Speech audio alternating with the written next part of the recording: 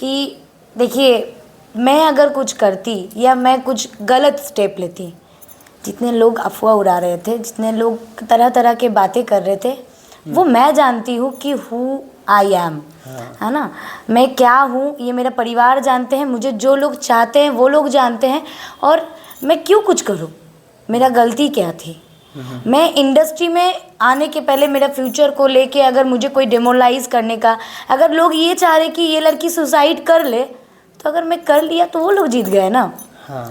तो देखिए, मुझे नहीं लगता है, उतार चढ़ाव होता है, और मैं एक चीज़ जो सीखी हूँ, मैं अपोलोजाइज भी किया हूँ उस चीज़ के लिए, और मैं इंडस्ट्री में रहते हुए मुझे कोई नहीं बोल सकता है, कोई नहीं, एनीवन इंडस्ट्री का कोई एक व्यक्ति बोल दे कि मैं शॉर्टकट अपना के अपना रास्ता, इंडस्ट्री का लोगों से पूछिए, स्ट्रगल किया है। मैं इंडस्ट्री का लोगों से पूछिए, मैं काम पहले से करती थी, मेरा नाम पहले बना हुआ था, या नहीं कि मैं कोई चीज़ करके नाम बनाने का कोशिश किया हूँ, मेरा गाना पहले नहीं, ही ये सही बोल रहे हैं, आपके ऊपर ये आरोप लगा था। हाँ। कि ये करके आप कहीं फेमस होना तो चाहते आप ही बताइए, राजा तानी जाइना बाड़िया, लइका तोहरे के पापा कहता, मोहनियो डार के दर्द से, मेरा पहला गाना पवन जी के साथ, फलाना वो धरैलो होलिया में, इतना सारा गाना जो आप लोग नाम लेते, ये सब तो मेरा पहले का गाना है ना। तो ये गाना को कैसे प्यार मिला, कैसे 500 600 मिलियन गाना चला गया। तो मैं मेहनत करती थी, आज भी करती हूँ, और खासकर हमारे हुआ, अक्षरा जी के साथ हुआ, तो ये होते रहता है। देखिए, आप राह चलिएगा ना तो बहुत बम्पर आएगा, कट्टा आएगा, बहुत कुछ चीज़ें आएगा चुभने के लिए, आपको रोकने के लिए, तो आप रुकेंगे नहीं ना। आप अपने लक्ष्य अगर हासिल करना है तो अपने रास्ते पे चलने। जितने लोग मुझे प्यार करते हैं ना, उस लोगों का बात, उस लोगों का सहारा हुआ चीज़ें, वो सब कानों में गूंजता है। तो हाथी चले बाजार और ... भौके हजार। तो वही बात है। देखिए, सबसे पहले मेरा मम्मी पापा जो मुझे जन्म दिए हैं, उनसे ऊपर तो कोई नहीं है। माँ तो भगवान ही होती है, और उस टाइम मेरा माँ का हिम्मत देख के मुझे हिम्मत मिला। मेरे साथ जितने भी मेरे लोग थे, वो लोग मुझे कोई छोड़ के नहीं गए। जैसे मेरे साथ रहता है मेरा भाई, मेरे साथ रहने वाले लोग। आज से 5-6 साल पहले एक बंगाल से लड़की आती है और भोजपुरी इंडस्ट्री में एक अच्छा मुकाम हासिल कर लेती है, लेकिन कुछ लोगों को ये सारा चीज़ पसंद नहीं आता है। उस लड़की के साथ कुछ गेम हो जाता है। गेम होने के बाद ऐसे दौर से वो लड़की गुजरती है कि उस दौर में लड़कियां जाने के बाद कुछ ना कुछ करने के लिए सोचती है, लेकिन दाद देने पड़ेगी इस लड़की को कि उन सभी परिस्थितियों को झेला, और झेला ही नहीं, एक अच्छे स्ट्रांग गर्ल बन के आई, और आने के साथ साथ उन लड़कियों के लिए एक प्रेरणा के शोर है, मतलब एक कहीं ना कहीं एक मोटिवेशन के तौर पे है कि वो लड़कियां इनसे सीखे जिनके साथ कुछ ना कुछ हादसा हो जाता है। आई और आने के साथ साथ फिर से पुनः अपना जो राज इन्होंने कायम किया था, फिर वो युवाओं के दिलों पे राज करती है। और आजकल आप देख रहे होंगे पिछले 2 सालों से ये स्टेज शो भी करती है, और स्टेज शो में लाखों के संख्या में भीड़ होती है। खासकर जब उत्तर बिहार में आप आइएगा तो इनको देखने के लिए बहुत ज़्यादा लोग इनको पसंद करते हैं। तो इनका हम कैरियर के बारे में बात करते हैं, और बात करके आपको बताते हैं कि इनका जो जर्नी रहा कैसे रहा। चलिए, स्वागत है। नमस्कार सबको, और बात आपकी न्यूज़ देखने वाले सारे दर्शकों को मेरे तरफ से बहुत बहुत प्रणाम। मतलब ईजा से गोड़ चुके गोड़ लगा था नहीं, भोजपुरी आ गया आपको यहाँ आने के बाद। अब जब कर्म जिस स्थान में आप कर रहे हैं वहाँ के भाषा को अगर अपनाइएगा नहीं तो इंडस्ट्री को कैसे अपना पाइएगा। अच्छा, आपकी लाइफ में उन सब चीज़ों को तो नहीं लेना चाहिए, लेकिन थोड़ा सा बात करना जरूरी भी है। वो सब वाकया हुआ उस समय, एक लड़की कैसे सोच रही थी, क्या चल रहा था? ये एक लड़की ही समझ सकती है।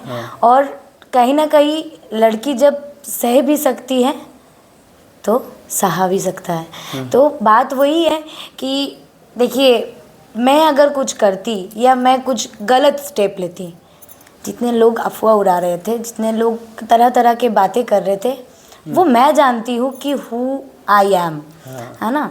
मैं क्या हूँ ये मेरा परिवार जानते हैं, मुझे जो लोग चाहते हैं वो लोग जानते हैं, और मैं क्यों कुछ करूँ, मेरा गलती क्या थी।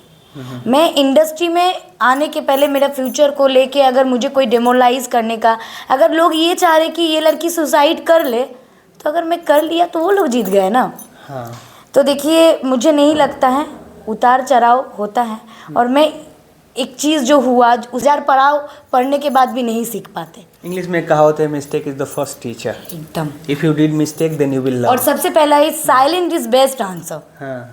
मैं चुप रही, सहती रही। मैं जानती हूँ कि मैं कर्म अच्छा करूँगी तो फल उसका मिलना ही है। वक्त पे जवाब देंगे। वक्त पे जवाब देंगे और वक्त मेरा वही है कि काम जब मैं अच्छा करूँगी।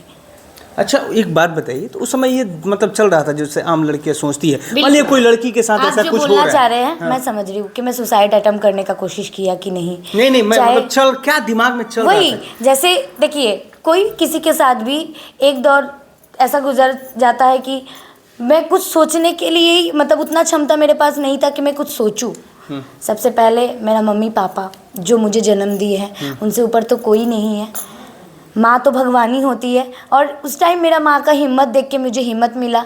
मेरे साथ जितने भी मेरे लोग थे वो लोग मुझे कोई छोड़ के नहीं गए। जैसे मेरे साथ रहता है मेरा भाई, मेरे साथ रहने वाले लोग, मेरे दोस्त, मेरी बेस्ट फ्रेंड, कोई लोग मुझे छोड़ के नहीं गए। सब लोग देखिए माइंड एक अलग अलग चीज़ों में सेटल होता है लोगों को। जैसा सोच वैसा विचार। अब जैसा सोचिएगा आपका विचार उतना ही निकलिएगा। तो वैसा ही बात है।